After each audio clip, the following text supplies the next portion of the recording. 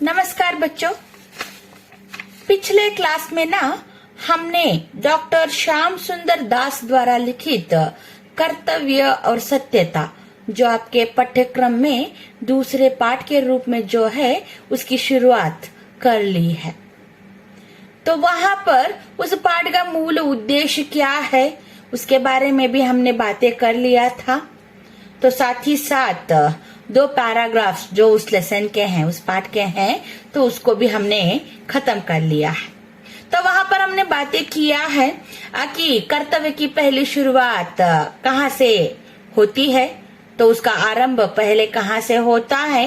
हर एक मनुष्य का कर्तव्य तो किस तरीके से उसे निभाते आगे बढ़ना है उसका विवरण हमने पढ़ लिया है। तो दूसरा जो यहाँ पर पैराग्राफ वहां पर है, तो लड़के जो 2 लड़कों का उदाहरण यहाँ पर देते हैं कि एक लड़का बनाए गए मिठाई को माँ को बताकर खा लेता है और वह दुविधा में नहीं रहता। दूसरा और एक लड़का बगैर बताए माँ से अगर वो चुरा कर खा लेता है तो वो मन ही मन दुखित होता है और वो लज्जित होता रहता है। इसका विवरण भी वहां पर हमने देख लिया। और हमारा मन जो कहता है वैसे ही हमको करते हुए आगे बढ़ना है। और धर्म कर्तव्य करना ना न्याय पर निर्भर है, तो इस बात को भी हमने वहां पर देख लिया। और धर्म पालन किस तरीके से करना है जो कर्तव्य से है, तो कर्तव्य का जुड़ा हुआ धर्म कैसे निभाना है, तो वहां पर हमने देख लिया है। तो उसी पाठ को आगे बढ़ाते हुए तो आज मैं आगे क्या है कर्तव्य और सत्यता को लेकर आपसे कुछ बातचीत करूंगी। हम लोगों का जीवन सदा अनेक कार्यों में व्यग्र रहता है। हम लोगों को सदा काम करते ही बिताना है। इसलिए हम लोगों को इस बात का पूरा ध्यान रखना चाहिए कि हम लोग सदा अपने धर्म के अनुसार काम करें और अब कभी उसके पथ पर से न हटे, चाहे उसके करने में हमारे प्राण भी चले जाए तो कोई चिंता नहीं है। तो देखो हमारा जो जीवन है तो वो हमेशा हर एक ना एक कार्य में ना वो लीन रहता है, व्यग्र रहता है। तो हम काम में जुटे हुए रहते हैं। तो लोग सदा हमेशा काम करते ही रहते हैं और इसलिए लोगों को इस बात पर ध्यान रखना होगा, यानी कि हम लोगों को इस बात पर हमको ना पूरा का पूरा ध्यान रखना होगा कि सदा धर्म के अनुसार ही हम काम करें। जो हमारा धर्म सत्य से जुड़ा हुआ है तो वैसे ही हम काम करेंगे जो हमको धर्म बोलता है और उस पथ से हमको कभी भी हटना नहीं है। और चाहे उस धर्म के जुड़े हुए कर्तव्य को करते करते क्यों ना प्राण चले जाए तो हमको क्या करना है, निरंतर धर्म के जुड़े हुए उन्हीं कर्मों को करते हुए आगे बढ़ना है। व्यग्र रहना, व्यस्त रहना। यस। तो आगे धर्म पालन करने के मार्ग में सबसे अधिक बाधा चित्त की चंचलता। तो इस वाक्य को अगर आप चाहे तो अंडरलाइन करके रख सकते हो। 1 अंक का यहाँ पर सवाल आएगा, धर्म पालन करने के मार्ग में अधिक बाधा किसकी होती है? तो जवाब है चित्त यानी के मन जब चंचल बन जाता है, डगमगाता है, तो तब आकर धर्म का कार्य में, धर्म के पालन में वो बाधा बन जाता है, रुकावट बन जाता है, डिस्टरबेंस। ओके, चित्त मन जब चंचल होने लग जाता है तो तब हम धर्म के जुड़े हुए कर्म को कर नहीं पाते हैं। यस। उद्देश्य की अस्थिरता और मन की निर्बलता से ही पड़ती है मन की चंचलता। तो मन कब चंचल होता है कि समझो उद्देश्य जो आप करने वाले रहते हो, जिस काम को आपको करना रहता है, तो वहां पर उद्देश्य की अस्थिरता तो करते वक्त स्थिर अस्थिर विलोम शब्द। तो अगर वहाँ उद्देश्य में स्थिरता नहीं है तो मन क्या होने लगता है, कमजोर होना शुरू कर देता है, निर्बल होता चला जाता है। वो मनुष्य के कर्तव्य मार्ग में एक ओर तो आत्मा के भले और बुरे कर्मों का ज्ञान और दूसरी ओर आलस्य और स्वार्थपरता रहती है। तो समझो, तो आत्मा के यहाँ पर परखना, तो हमारा मन क्या करता है, अच्छा काम कौन सा है, बुरा काम क्या है, कौन सा है, तो इसका अंतर वो जानता है। और इसके साथ साथ ना आलस्य, अगर मनुष्य आलसी बन जाता है या स्वार्थपरता उसे आकर घेरती है तो तब आकर कमजोर बनता है हमारा मन, राइट। तो मनुष्य का मन कब निर्बल बनता है, कमजोर बनता है, तो तब वहाँ क्या आकर घेरता है मनुष्य को, तो जवाब है स्वार्थपरता, यानी कि क्या है, स्वार्थी बनना। मनुष्य क्या बन जाता है, स्वार्थ बनकर, आलसी बनकर अपने धर्म के जुड़े हुए कर्म को निभाने में वो असफल बनने लग जाता है। बस मनुष्य इन्हीं दोनों के बीच में पड़ा रह जाता है और अंत में यदि उसका मन पक्का हुआ तो वह आत्मा को आज्ञा मानकर अपने धर्म का पालन करता है। यदि उसका मन कुछ काल तक दुविधा में पड़ा रहा तो स्वार्थपरता निश्चय उसे आकर घेर लेती है और उसका चरित्र घृणा के योग्य हो जाता है। घृणा यानी कि नफरत। अगर समझो स्वार्थपरता अगर बढ़ती चले जाए, आलस बढ़ता चला जाए तो धर्म के पालन में तो वो रुकावट बनती हुई चली जाती है और मनुष्य दुविधा में पड़ा ही रहे, कंफ्यूजन में रहे, तो ये स्वार्थपरता आकर उसे घेर लेती है और उसका मन असमर्थ बनता है उसके अपने धर्म के कर्म को करने में। तो तब आकर मनुष्य हर एक के नजर में घृणा का पात्र बन जाता है, तो सब उसे नफरत करना शुरू कर देते हैं। इसलिए यह बहुत आवश्यक है, आत्मा जिस बात के करने की प्रवृत्ति दे देती है बिना अपना स्वार्थ सोचे समझे उसे झटपट कर देना चाहिए। यस, तो हमारा मन जो कहता है, हमारा आत्मा जो हमको संदेश देता है कर्म करने का, जो अच्छा कर्म है, तो उसे बिना सोचे बिना स्वार्थ से क्या करना है, झट से कर निभाना है। यस, देखो इस संसार में जितने बड़े बड़े लोग आए हैं गए हैं, जिन्होंने संसार का उपकार किया है और उसके लिए आदर और सत्कार उन लोगों ने पा लिया है, उन सभी ने अपने कर्तव्य को सबसे श्रेष्ठ माना है।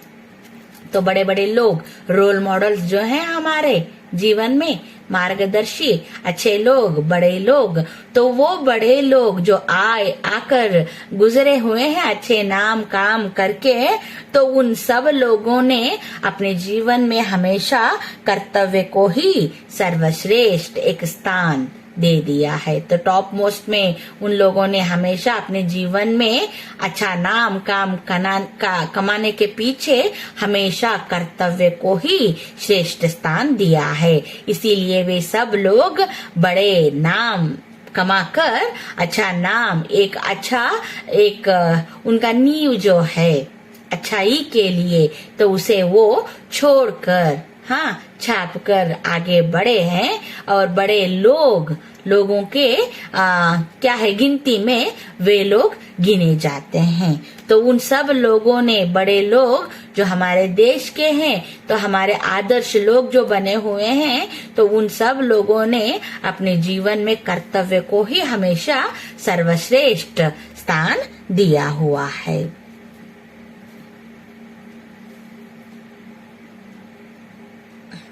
क्योंकि जितने कर्म उन्होंने किए हैं उन सभी में अपने पर ध्यान देकर न्याय का कर्तव्य को ही उन्होंने बर्ताव किया है।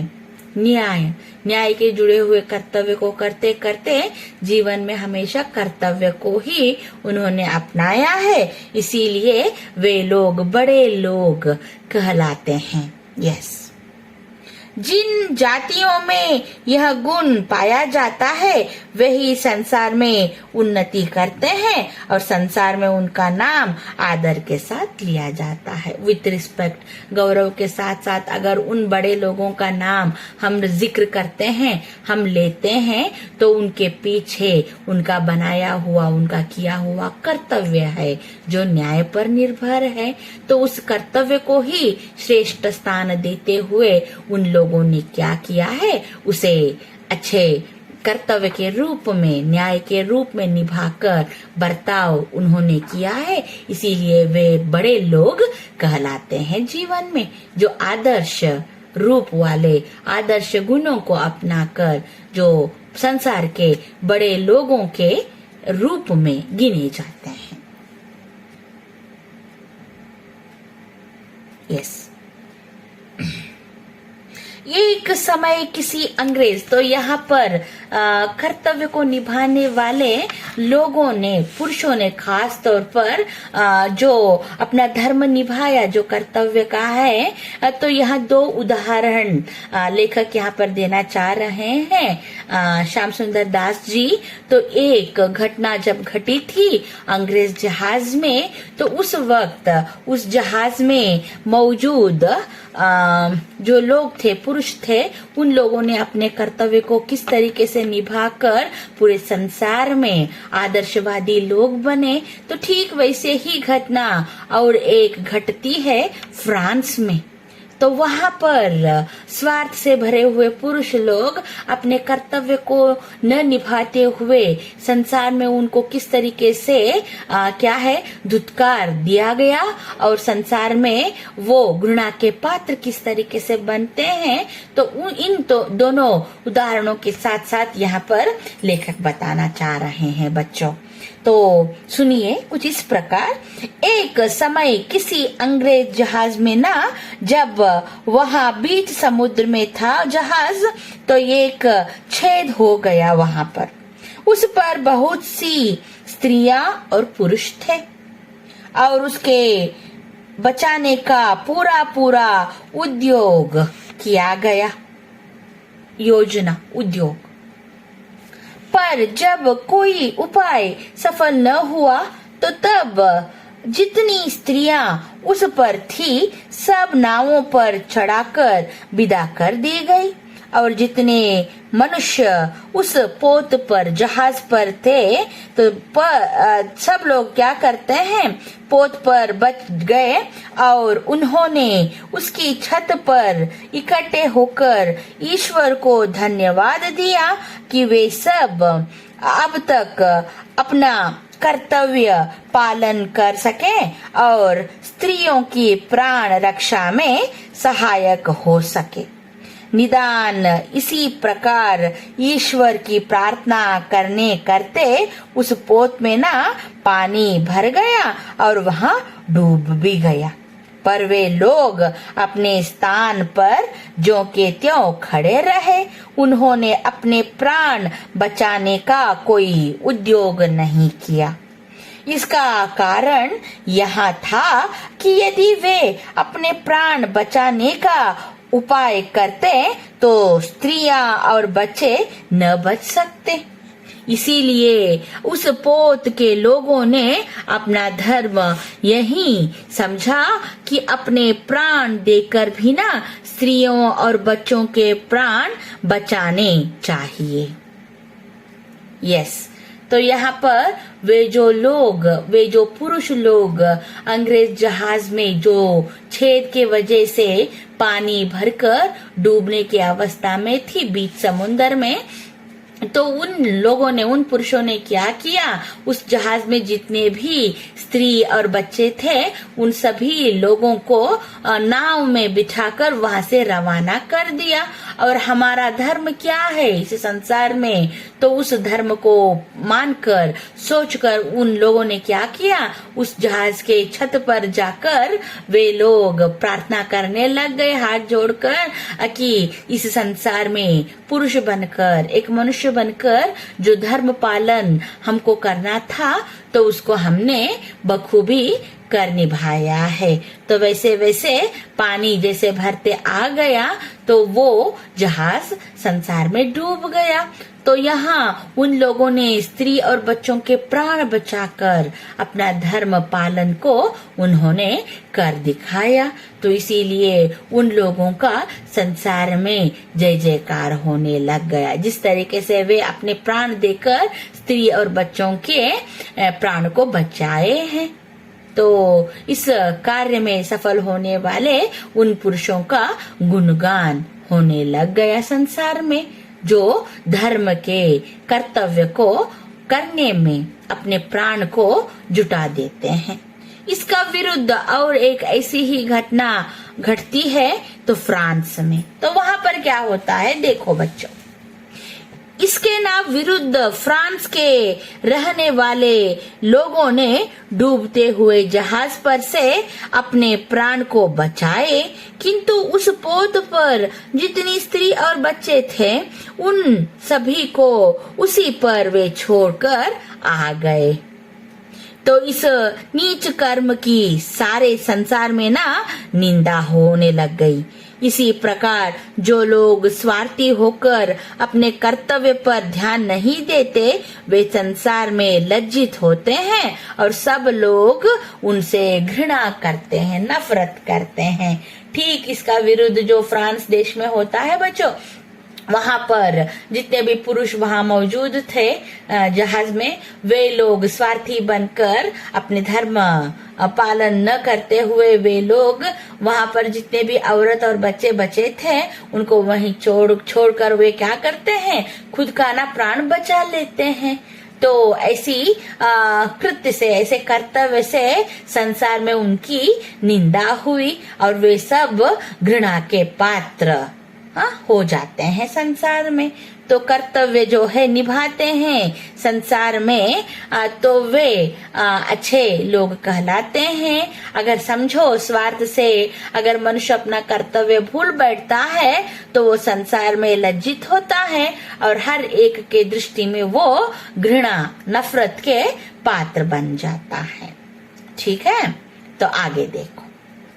तो यहाँ पर अंग्रेज जहाज जब डूब रही थी तो वहां मौजूद लोगों ने अपने कर्तव्य को किस तरीके से निभाया, तो 3 अंकों के लिए यहाँ पर सवाल आता है बच्चों। तो ठीक है, तो आगे चलो। कर्तव्य पालन से और सत्यता से बड़ा घनिष्ठ संबंध है, अटूट। यस, तो कर्तव्य और सत्य के बीच ना एक बहुत ही गहरा संबंध है। जो मनुष्य अपना कर्तव्य पालन करता है वह अपने कामों और वचनों में सत्यता का बर्ताव भी रखता है। जो मनुष्य कर्म करता है वो हमेशा सत्य बोलता है, सच ही बोलता है। वह ठीक समय पर उचित रीति से अच्छे कर्मों को वो करता रहता है। Yes, in time everything will possible. अगर समझो जो मनुष्य कर्तव्य निभाता है और जो सत्य बोलता है और उसके काम ना ऐन वक्त पे ठीक ठाक काम जो है समय पर ही होते रहते हैं, राइट, और वो संतुष्ट रहता है। अभी समझो आपका कर्तव्य क्या है, पढ़ाई करना मेहनत से। तो समझो सत्य के साथ साथ अगर आप कड़ी मेहनत करते हैं तो आपकी पढ़ाई इन टाइम वक्त पे ना हो जाएगी और आप संतुष्ट रहेंगे और आपको ना मन में ना पूरा भरोसा रहेगा। जो कुछ भी सवाल आएगा उस सवाल का ना मैं क्या करूंगा, डटकर जवाब देकर आऊंगा, राइट। और इसके साथ साथ कामयाबी आपके मुट्ठी में। ठीक, यस। सत्यता ही एक ऐसी वस्तु है जिससे इस संसार में मनुष्य अपने कार्यों में ना सफलता पा सकता है। अगर कामयाबी हासिल करनी है तो सत्य का सहारा लेकर आगे बढ़ना है, कर्म को करते हुए, तो तभी आकर सफलता आपको मिल सकती है। क्योंकि ना संसार में कोई काम झूठ बोलने से नहीं हो सकता। एक झूठ को छुपाने के लिए आप अगर समझो झूठ बोलते हो तो और कितने झूठ बोलते चले जाओगे, तो वो कुछ बन नहीं पाएगा। झूठ से कुछ हासिल नहीं होता संसार में। यदि किसी घर के सब लोग झूठ बोलने लगे तो उस घर में कोई काम न हो सकता है। समझो एक घर है, संसार में बड़े लोगों से लोग लेकर छोटों तक घर में सभी लोग झूठ बोलते हैं तो वहाँ काम ठीक ठाक बन नहीं पाता है उस घर में, और सब लोग बड़ा दुख भोगने लगते हैं। इसीलिए हम लोगों को अपने कार्यों में झूठ का बर्ताव न करना चाहिए, झूठ का सहारा बिल्कुल नहीं लेना चाहिए। अतएव सत्यता को सबसे ऊंचा स्थान देना चाहिए। एक मार्क के लिए जवाब है, किसको संसार में ऊंचा स्थान देना होगा, तो जवाब है सत्यता को। संसार में जितने पाप हैं, झूठ उन सब में ना बहुत ही बुरा है। बुरे कर्म जो है, पाप बुराई जो है, उन सभी बुरे कर्मों में झूठ जो है सबसे बुरा है। यस, झूठ की उत्पत्ति पाप, कुटिलता और कायरता के कारण होती है। तो एक मार्क के लिए जवाब लिखना है। सवाल है कि झूठ की उत्पत्ति कैसे होती है, तो जवाब है पाप, कुटिलता और कायरता से। कायर बुजदिलगी, कमजोरी, और कुटिल षड्यंत्र, पाप बुरा काम। तो पाप से, कुटिलता से और कायरता से झूठ की उत्पत्ति होती है जीवन में। बहुत से लोग सच्चाई का इतना थोड़ा ध्यान रखते हैं कि अपने सेवकों को स्वयं झूठ बोलना सिखा देते हैं, राइट। पर उनकी इस बात पर आश्चर्य करना और क्रुद्ध न होना चाहिए जब उनके नौकर भी उनसे अपने लिए झूठ बोले। तो अगर एक घर में एक मुखिया है तो मुखिया क्या करता है, खुद बचने के लिए और संसार को बचाने के लिए झूठ बोलता है और अपने नौकरों को भी ना वो वही सिखाता है। तो तब आकर उस नौकर के ऊपर हमको गुस्सा करना नहीं चाहिए। तो क्योंकि ना तो इसमें ना उस नौकर की कोई क्या है, नौकर की कुछ वहां पर गलत बात नहीं है। तो क्योंकि ना नौकर तो इसलिए झूठ बोलता है क्योंकि घर के मुखिया ने उसे झूठ बोलने की एक आदत सिखा कर रखी है।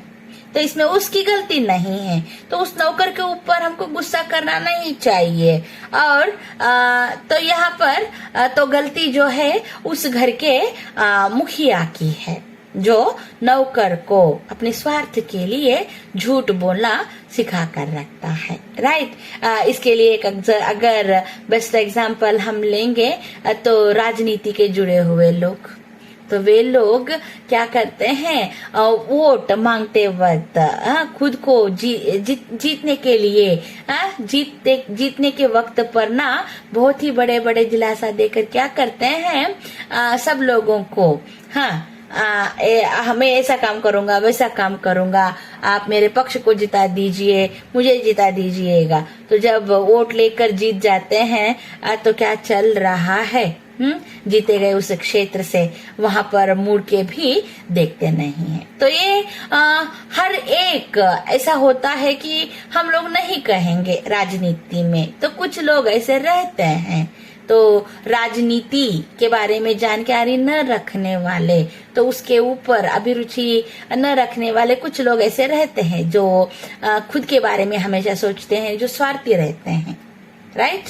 तो वैसे लोग क्या करते हैं, तो ऐसे बर्ताव झूठ का सहारा लेकर आगे बढ़ने की एक स्वभाव को प्रस्तुत करते रहते हैं बच्चों, राइट। यस, बहुत से लोग नीति और आवश्यकता के बहाने झूठ की रक्षा कर लेते हैं और वे कहते हैं कि इस समय इस बात को प्रकाशित न करना और दूसरी बात को बनाकर कहना नीति के अनुसार समयानुकूल और परम आवश्यक है। तो अपॉर्चुनिस्ट कहते हैं हम क्या है अवसरवादी कहो, राइट। एक बात अगर कहेंगे तो वे लोग संदर्भ के अनुसार तो उस वक्त अगर लिए गए झूठ बोले गए बात उनको अगर आवश्यक है तो उस झूठ को बोलने में ना वे कुछ कसर कर छोड़ते नहीं हैं और वे सोचते हैं कि इस वक्त झूठ का सहारा जो मैंने ले लिया है तो वो सही ही है, अवसरवादी, राइट। तो संदर्भ के अनुकूल बनाने के वक्त तो झूठ का लिया हुआ सहारा जो उनको उस वक्त सही ही लगता है, यस। तो फिर बहुत से लोग किसी बात को ना सत्य सत्य कहते हैं जिससे सुनने वाला यह समझे कि यही बात सत्य नहीं है, वरन इसका उल्टा सत्य भी हो सकता है। तो एक लोगों को समझाते समझाते अगर समझो लिया गया झूठ भी ना कभी कभार सत्य बन जाता है, राइट, यस। इस प्रकार से बातों का कहना झूठ बोलने के पाप से किसी प्रकार कम नहीं है, राइट, यस। अवकाश को अपनाने के लिए अगर झूठ का सहारा लेकर दूसरों को क्या है बहकावे में लाने की कोशिश अगर हम करते हैं तो वो झूठ से भी बुरा है, झूठ से भी कुछ कम नहीं है, यस। आगे देखो, संसार में बहुत से ऐसी भी नीच और कुत्सित लोग हैं, बुरे लोग, जो झूठ बोलने में अपनी चतुराई समझते हैं, दूसरों को उल्लू बनाने में झूठ का सहारा लेकर जो अपनी एक क्या है झूठ का एक फरमाइश झूठ को क्या है जो दिखाते हैं तो वे लोग बहुत ही अपने आप को स्मार्ट समझते हैं, चतुर समझते हैं और सत्य को छिपाकर धोखा देने या झूठ बोलकर अपने को बचा लेने में ही अपना परम गौरव समझते हैं। ऐसे लोग ही समाज को नष्ट करके दुख और संताप को फैलाने के मुख्य कारण बन जाते हैं। अगर संसार में दुख आकर घेरता है और संसार में अगर बुराई होती है तो ऐसे चतुर लोगों से ही, जो चतुर लोग झूठ को आजमा कर दूसरों को अपने क्या है धोखे में दूसरों को धोखा देकर अपनी चतुराई जो प्रस्तुत करते हैं उन्हीं लोगों से संसार में दुख क्या है बढ़ने लगता है। इस प्रकार झूठ बोलना स्पष्ट न बोलने से अधिक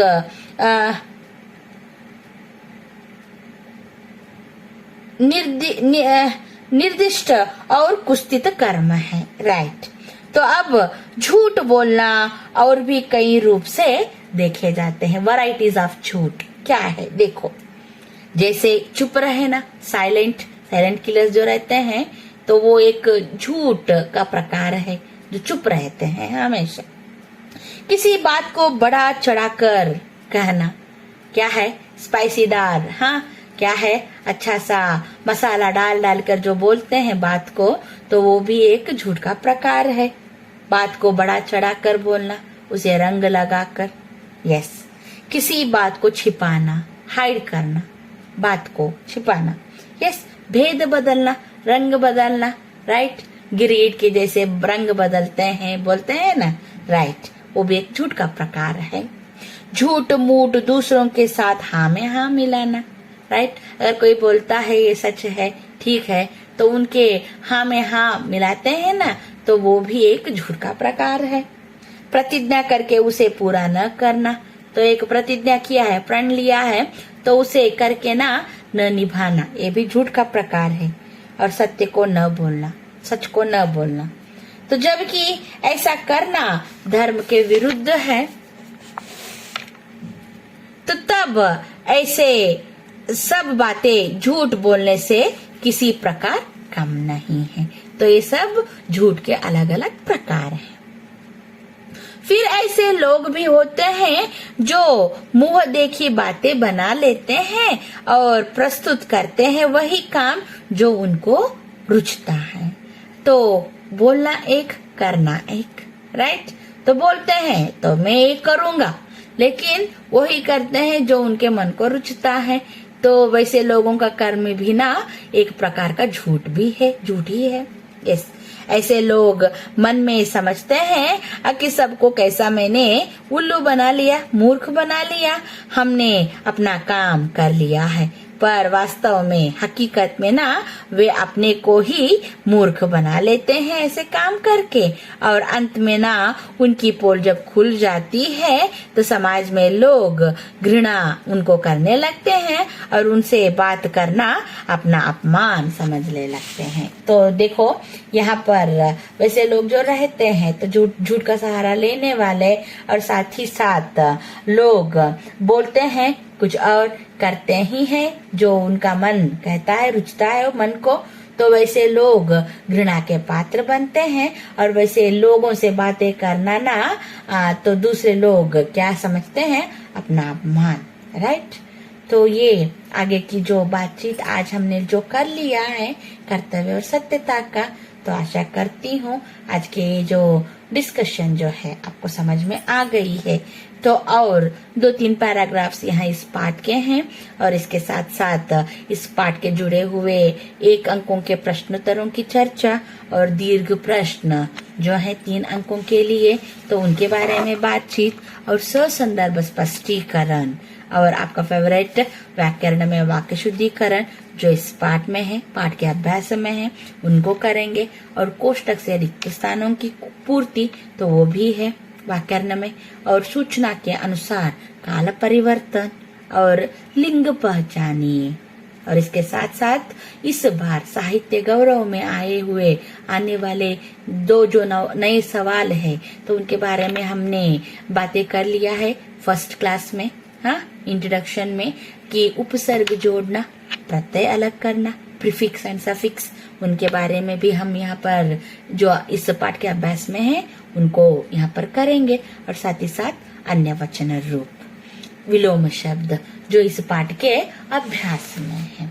तो इन सभी बातों को तो मैं आपसे बात करने वाली हूँ आपके अगले क्लास में।